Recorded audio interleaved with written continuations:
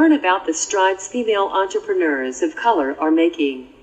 Be inspired by their story and enlightened by their leadership, insight, and advice.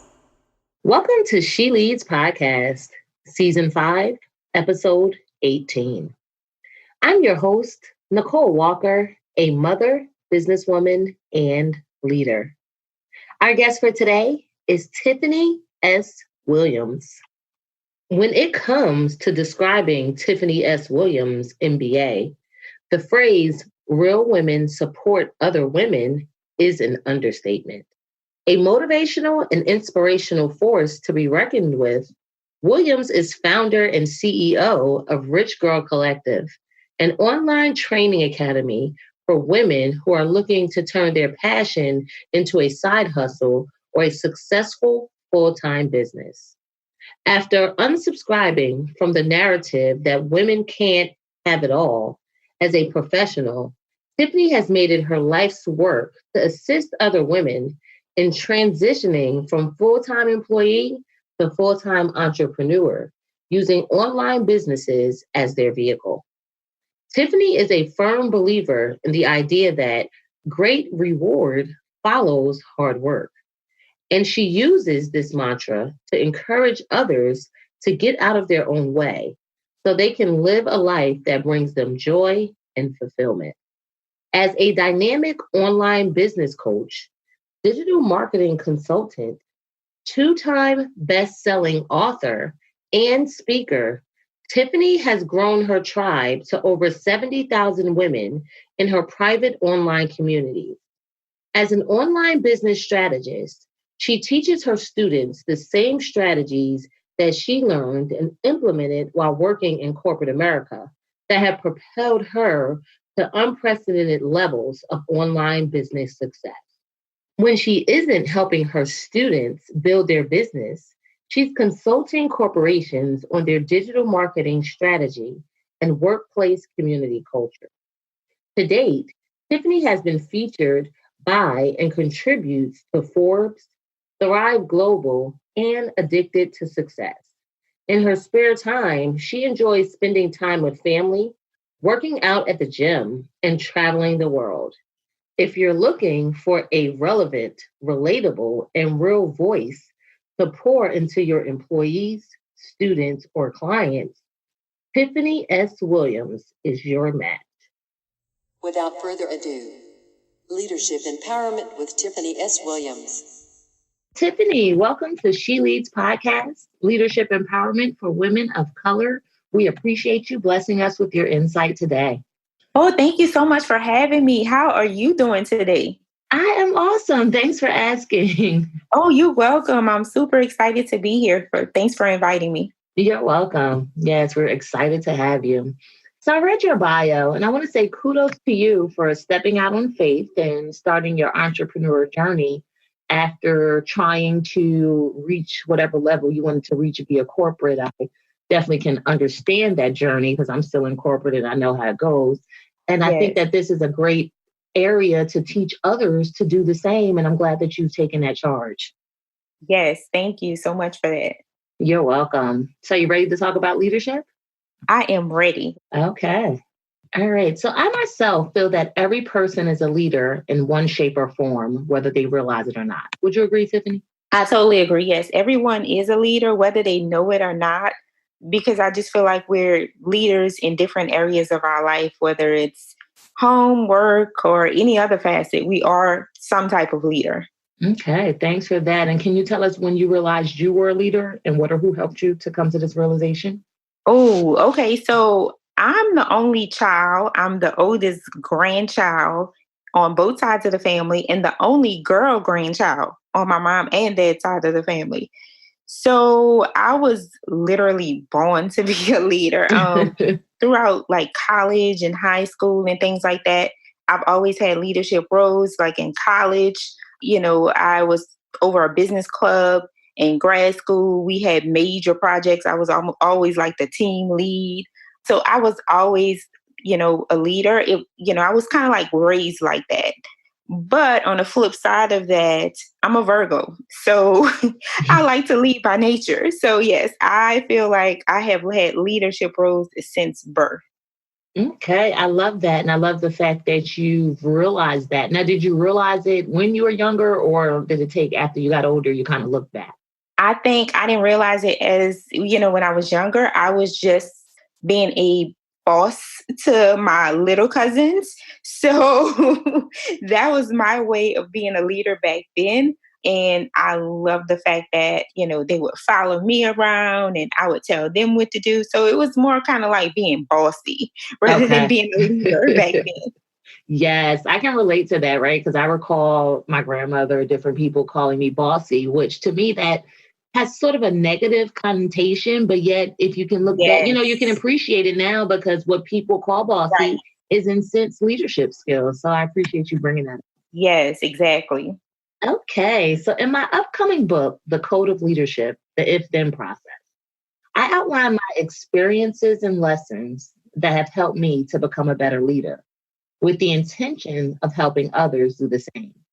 Tiffany, can you share what you would consider to be your code of leadership and why? Yes, I would probably base that on a few different things. Number one, I think leaders should always invest in themselves first, and that will help them lead others better, especially if you're like a coach or author or you sell any type of products or service, especially coaching type services. So I think it's important to invest in yourself first. If you expect to lead others and expect them to invest in you, you should invest in yourself. So that would probably be one of them. Another thing would be, I would say, to be 100% authentic, right? You see so many people out here and they try to be something that they're not in front of their audience and they try to be perfect. But really and truly, people like to see the real person. They don't like to see the made up person, right? They like to see the real person. They like to see that you're just like them, and that's actually how people relate to you even more. And buy your stuff, follow you, because they can relate to you, right? Because you're authentic, you're 100% transparent. So I think that's another part of a code of importance of code of leadership. Another thing that I would say would be not only to give advice as a leader, but also to be able to receive advice, right? A lot of people, I Mm-hmm. feel like they're in these leadership roles and they don't want to take criticism, or they don't want to get advice from others because they feel like they know everything. So I think it's super important to be able to give and receive advice. And then the last thing I would say is, when you lead somebody, you should lead somebody based on the needs of that person and not on the wants, right? So lead, teach, coach based on what your audience or your customer or your student, what they need, not what you want them to know. So I Sure. think that would be my main tips. Okay, thanks for that. I love those tips. And just to circle back, I love what you just said about lead based on a person's need as opposed to their want. So to me, that sounds like take some time to get to know people instead of just giving people like a one size fits all solution. Is that Yes. okay? I love that. Yeah. As Yes. well as receive advice. I know a lot of leaders, they, like you said, you're leaders, so maybe you think you know it all, but yet no one knows everything, right? So the lowest Exactly. person on the totem pole can teach the highest person on the totem pole something if they're willing to Exactly. learn. Yeah, Yeah. thanks for that. And then invest in yourself. I think that was like really key because when you want to serve others, we sometimes forget about ourselves and how can we be a full service to anyone else if we haven't taken the time to service ourselves and make sure that we're full and we're good to be able, Exactly. right? Exactly. Yeah. Yep. Thanks for that. All right. I believe all leaders experience failure. I myself, Okay. I don't like to consider them failures. I like to consider them lessons, take more of an optimistic view. But Tiffany, can Okay. you share your view on failure and what it means to you? I kind of agree with what you just said. I believe too that there are no failures. Failures to me are like seasons to learn, okay? And it's part of everyone's success plan. Everyone who is successful has gone through it. They fail at some point in time. So I look at failure is the final step before you level up. So that's what I think about failures. It's all seasons to learn. It means that as long as you take something from your failure, then you can level up after it's over and you've learned whatever it is. Okay. Thanks for that. I love that. I'm just going to quote one thing. You said failure is a part of everyone's success plan. I love that. Right. And like you said, take something away, learn a lesson. I mean, if you don't learn a lesson, then you stay in that failure or you stay in that phase of life. But if you learn from it, like you said, you can level up. So that's exactly. I love that. Okay. So Tiffany, can you share one time you failed as a leader and tell us what you learned from your experience that helped you to become a better leader? Yes, definitely. So when I first started my business about 7 years ago, I failed a lot. I couldn't figure it out. I couldn't figure out this online thing. I would try, different things and it wouldn't work. And I mean, it was literally failure after failure. And like I said before, that was part of my success plan. However, I watched one video one day, just one video.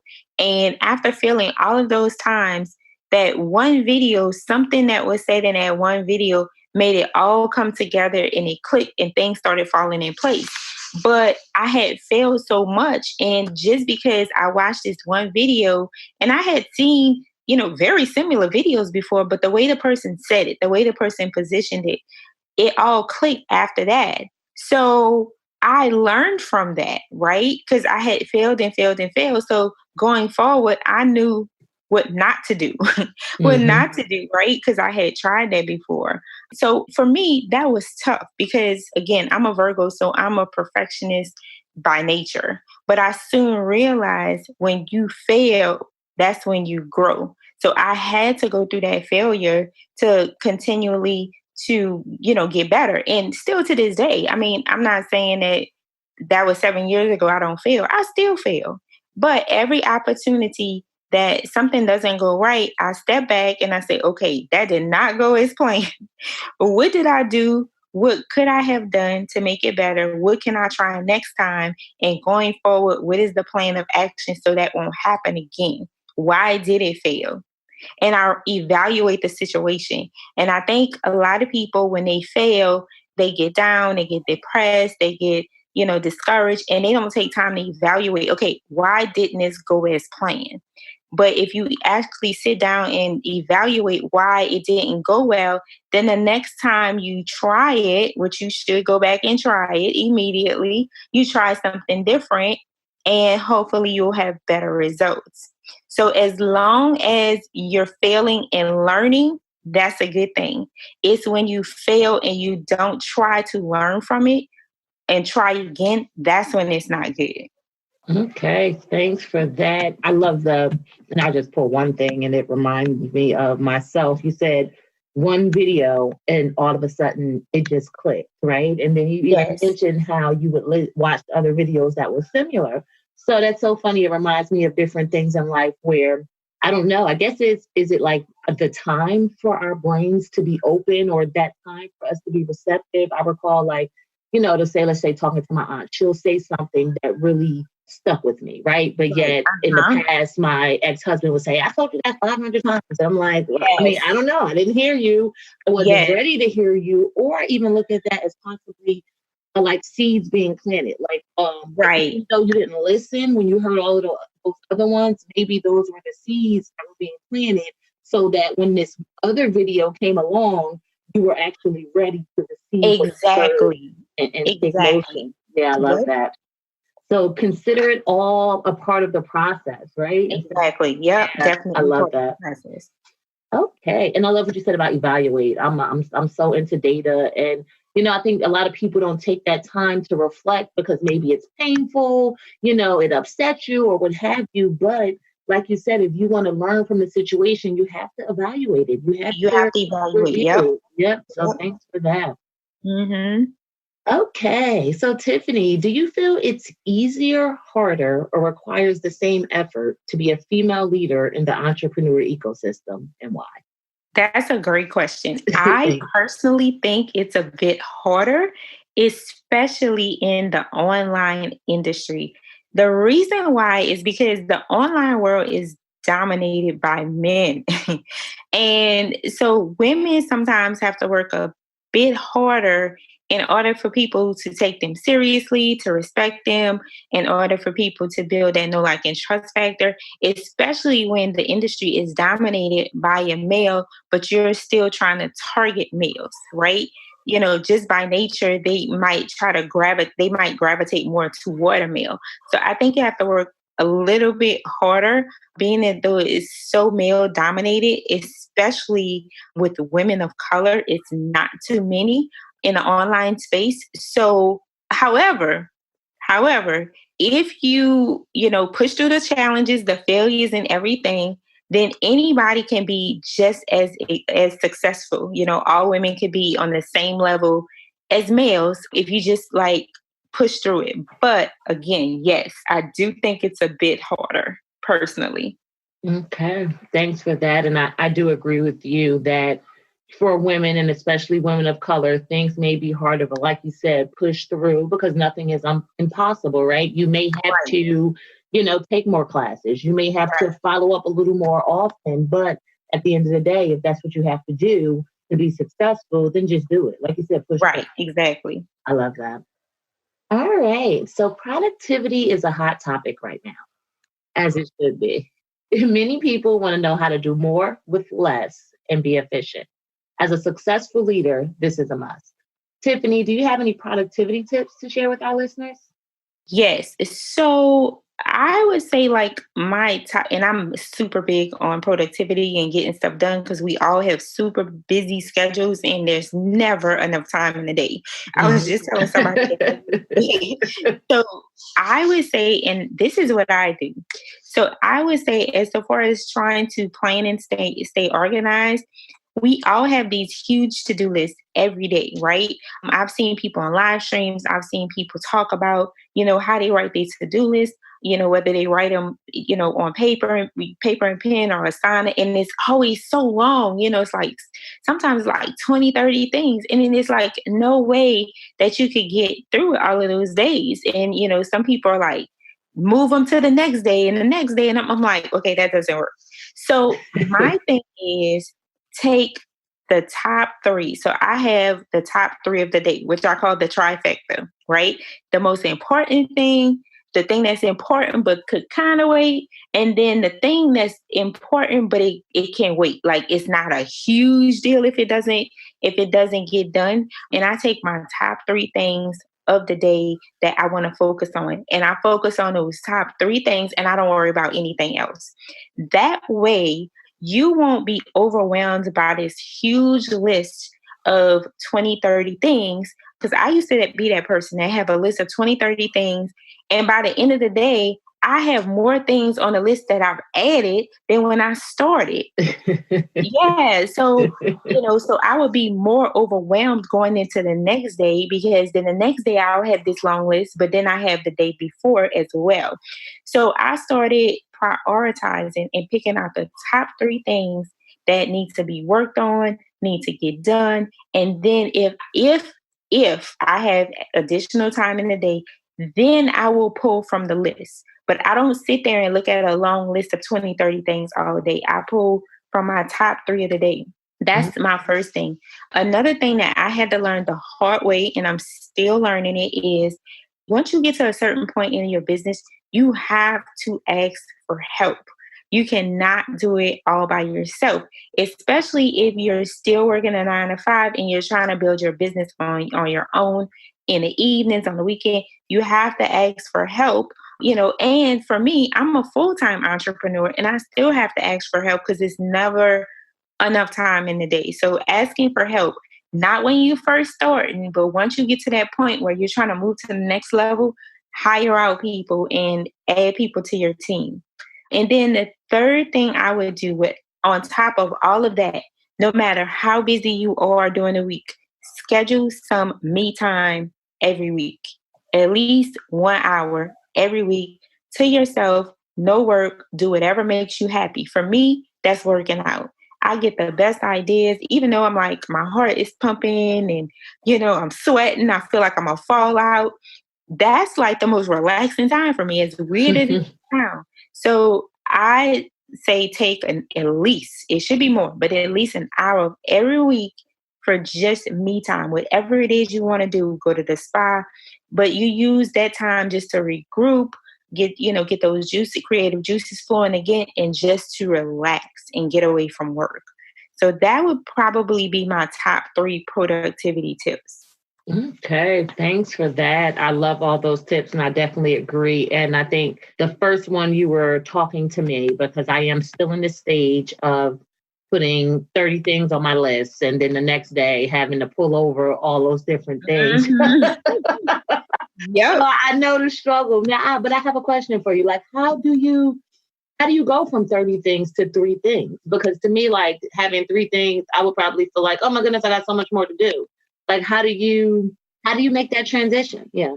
Okay, so most people, which, is what I used to do, most people add 30 things to the list, but you're pulling from different times.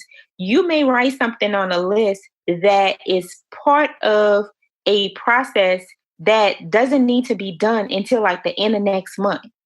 That doesn't need to be on the list right then and there. Okay. Mm-hmm. You know what I'm saying? Mm-hmm. It needs to be the things that need to get done like in the next, normally for me, it needs to get done in the next 2 to 3 weeks at the most, right? Like, especially if it's a process where it's something where I have to hand it off to somebody, then that needs to be priority.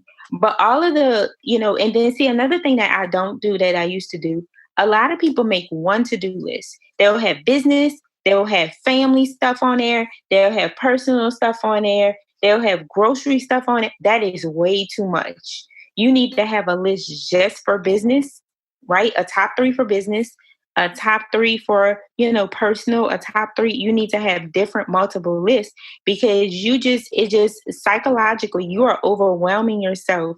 If you have a list and you're looking at it all day and every time you look at it, you're like, I'm not moving stuff off the list. I'm not moving. And you're just internally stressing yourself out and your productivity levels are going down because when you're working on something, you're focusing on, okay, I got to hurry up and get this done because it's already 5 o'clock and I haven't got through one thing on my list. Mm-hmm. So you're doing yourself more harm than good when you're constantly looking at this stuff of all this stuff you have to do and you're adding stuff to the list. Okay.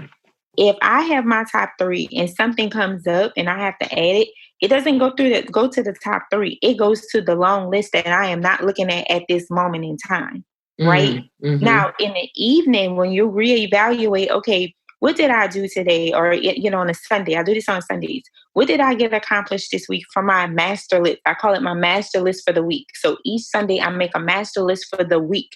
Everything that needs to get done that week, okay? And then each day, I take my top 3. So Sunday or at the end of the week, you're going to reevaluate the previous week. And then going forward, okay, so I got this done, this done, this done. All right, let me go back to the master list. What did not get done last week that was on the list that I need to make a priority this week? That's how I do it. And that's how it's like, it's not as overwhelming of seeing all of that stuff every day. Okay. All right. Thanks for that. And thanks for going into that. Yeah, because I definitely can relate to, wanting to do so much and not having enough time. So just, different tips. And of course, like you said, everything doesn't work for everybody, but it's good to be exposed to different ways to try to be the most productive you can. And that's a great one. I love your master list and then your top 3 per day, per category. Yes. I love that. All right. Okay. So Tiffany, can you share an experience that blessed your leadership and tell us about the outcome or the takeaway that you learned? Yes, I definitely can. So I actually feel like my leadership is blessed every day when I wake up and, after I thank God for waking me up and I grab my phone, look at my messages, and I see a testimony from a student who's sending me a screenshot because they made their first sale overnight, or, a student who was able to make their final car payment or something like that. So that is like a blessing to me. So not only am I getting blessed? But I feel like I'm able to bless others. And I'm blessed when they accomplish their goals because I feel like I'm doing a great job. So it's just really, really fulfilling on both parts. I'm blessing them because my leadership and my teachings and my classes and stuff is helping them to learn a skill that's allowing them to hit their goals. And then they're blessing me because I'm getting feedback and they're letting me know that I'm not only making income, but I'm making an impact on them. And that is part of my mission. So it's kind of like a win-win situation. Okay, thanks for that. I love that. And I do agree that testimonies and feedback and knowing that you're on the right path and knowing that what you're doing is, like you said, making not only income, but an impact. I love how you said that, that, and that's, to me, that's the goal, right? Well, some people may just be interested in money, but I know for me personally, like the impact is so important. Is this worth it? Are people finding value in it? And if I don't care how much money I'm making from it, if nobody's finding value in it, and I'm like, well, what am I doing this for? So right. I love that. Yep. Great. Yep. Okay. So Tiffany, can you offer our listeners the best advice you had as a leader or have ever received from a leader and tell us how you've implemented it into your life?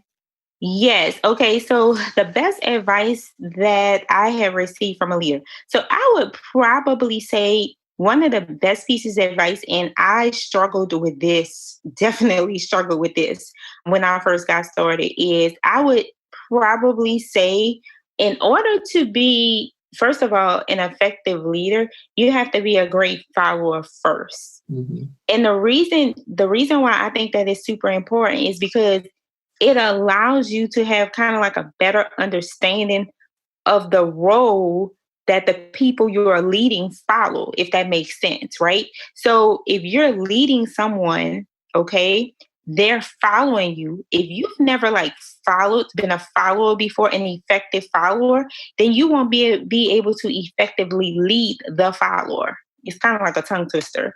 So I think that's like the best piece of advice. And a lot of people struggle with that. We kind of talked about that. A lot of people struggle with that because they only want to be the leader. They don't want to be the follower. They don't want to be number 2 or number 3 and, stand behind someone and get, criticized, effective criticism or, stuff like that.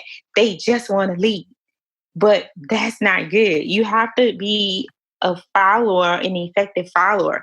And we talked about it when we first got on.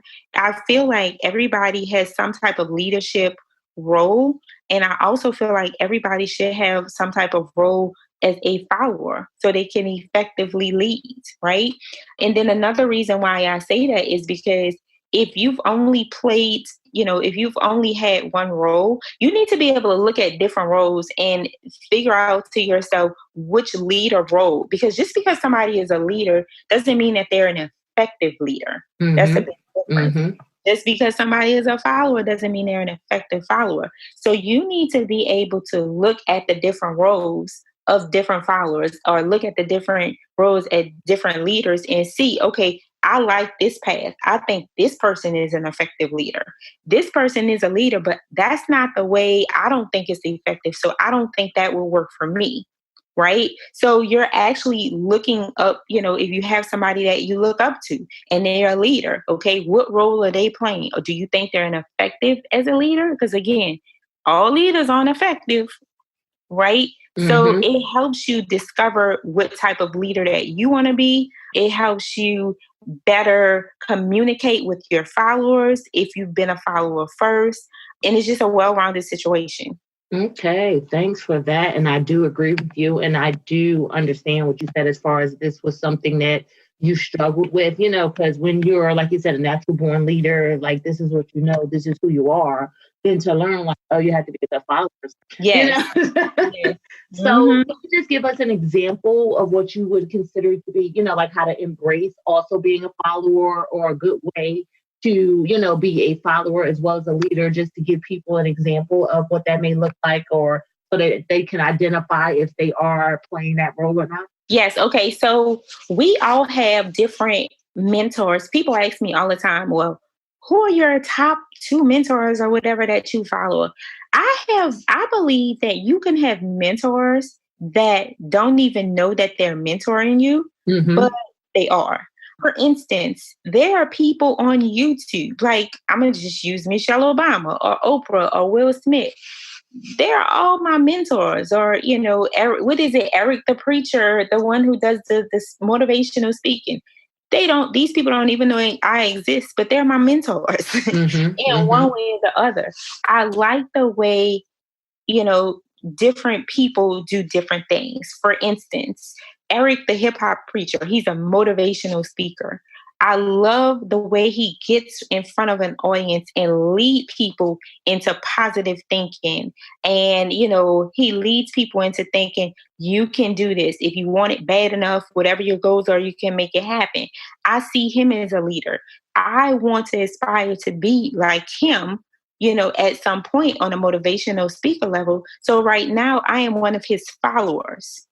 So I am following his lead. I like the way he's doing it. I like the way he's moving. I like the way his branding is. So I look at him and I aspire to be him. So I'm a follower of him. Okay. Somebody may look at me on another level. I have students all the time who are like, oh, I want my business to be like yours. I want, be able to work from home. I want to do this. I want to do that. So they look at me as a leader. I wouldn't be effective. I wouldn't be effective. I wouldn't be good for my students unless I have been a follower to somebody else, right? Because I would not know the path that they're taking to the way they look at me. So I highly think that it's really, really important to have somebody that you aspire to be, or somebody an effective leader that you follow, that they're in the path that you want to go. Like, I'm going to use Michelle Obama. I love the way she leads women into thinking that, women can do anything. Women run the world.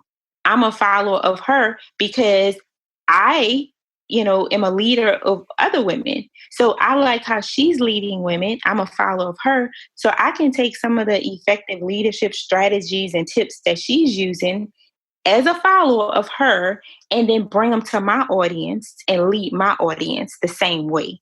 Okay.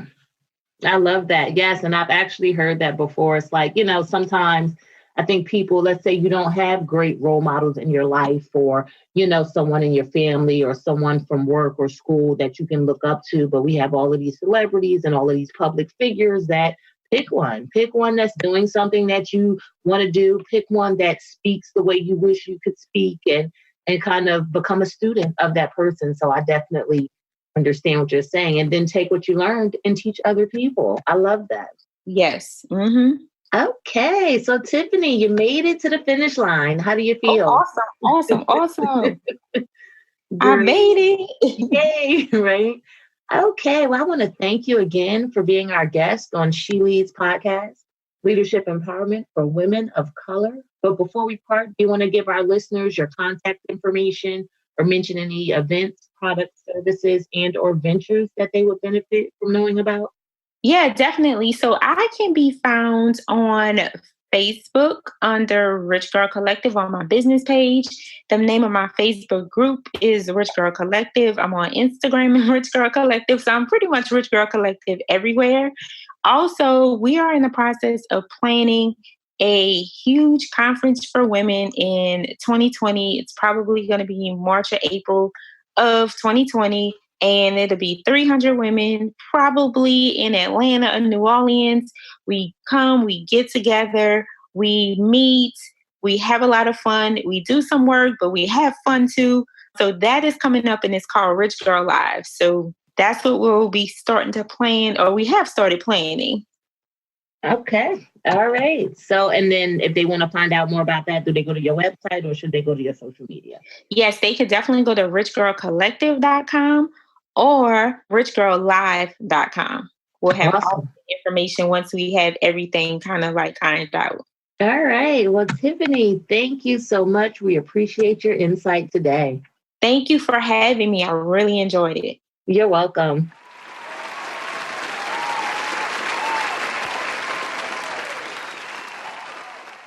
I really enjoyed this interview with Tiffany, and I hope you did as well.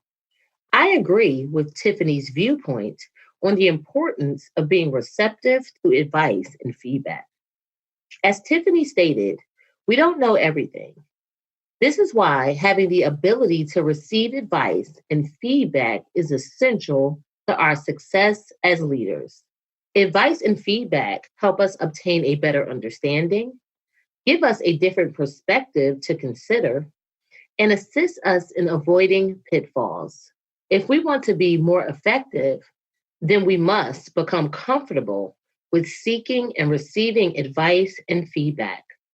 A quote by Bill Gates reads, "We all need people who give us feedback. That's how we improve."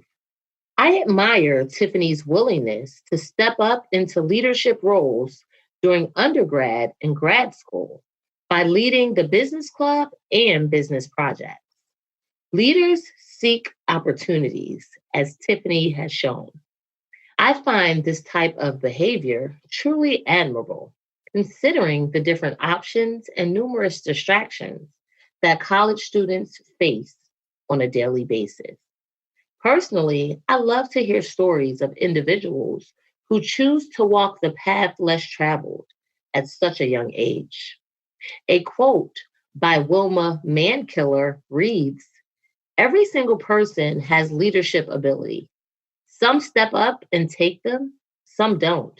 My answer was to step up and lead." I can relate to Tiffany's personal and professional assessment practices as I have the same. As Tiffany mentioned, it is super beneficial to step back and assess ourselves so we can determine where we are and how we can improve. Self-assessment gives us the opportunity to learn on a deeper level, improve our judgment skills, and increase our engagement. Knowing where we are gives us the foundation necessary to determine where we would like to be. A quote by Elias Muhammad reads, "Look into the mirror of self-assessment. Clean your character, comb your thinking, shave off your bad habits, and brush your skills." Nicole Walker's takeaway for this week. Tiffany mentioned how leaders should lead others individually based on the needs of each person, as opposed to our own desires. To do this effectively, we have to take the time required to learn about the needs of those we lead. I will make it my business to learn what my people need so I can provide the solutions they desire. Although I am very knowledgeable in many areas, I realize that I cannot accurately determine another person's needs without observing, surveying, and or talking to my people. A quote by Mandy Hale reads, "There is nothing more beautiful than someone who goes out of their way to make life beautiful for others."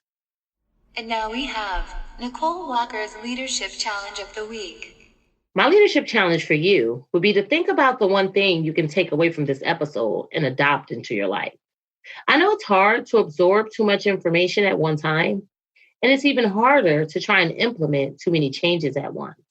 When I attend a training or listen to podcasts, I aim to walk away with at least one thing that stuck out to me and one way that I can change as a result.